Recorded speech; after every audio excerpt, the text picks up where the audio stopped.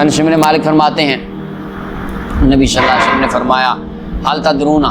فرمایا صحابہ کیا تم اس بات کا ادراک کر سکتے ہو من اجود وجودا، سب سے زیادہ غریب نواز، سب سے بڑا داتا، سب سے بڑا سخی، سب سے بڑا کریم، سب سے بڑا مددگار، رحمت فرمانے والا، کرم کرنے والا کون ہے؟ قالو، صحابہ کا کہتے ہیں اللہ و رسول، اللہ کا نام ساتھ رسول اللہ کا نام، یہ نہیں کہا کہ یہ تو شرک ہے، مسجد میں لکھا تو کہتے ہیں یا اللہ یا رسول اللہ، یہ تو شرک نہیں ہو گیا تھوڑا سا؟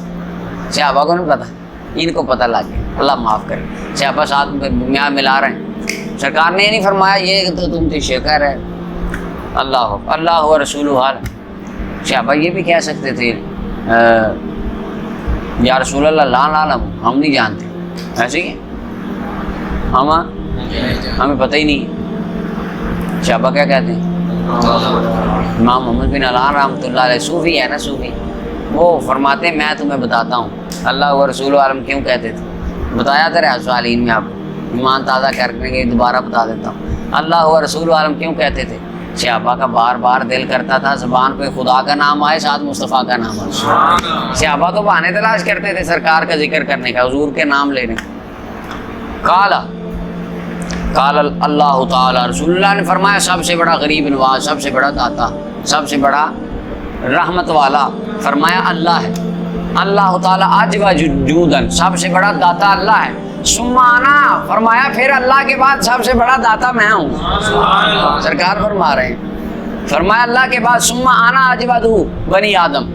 پوری بنی آدم میں سے سب سے بڑا جواد، سب سے بڑا داتا میں ہوں،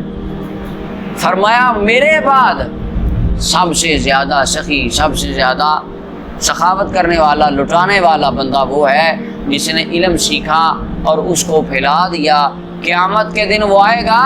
فرمایا اکیلا ہی پوری جماعت بن کے آئے گا، اور جب امام ابو حنیفہ آئیں گے، خواجہ معین الدین اجمیری آئیں گے، داتا علی اجمیری، غوث پاک، مجدد الفسانی، شیر ربانی، امام مالک، شافعی، احمد بن حنبل، یہ صوفیاء، محدثین، فقہاء جب آئیں گے،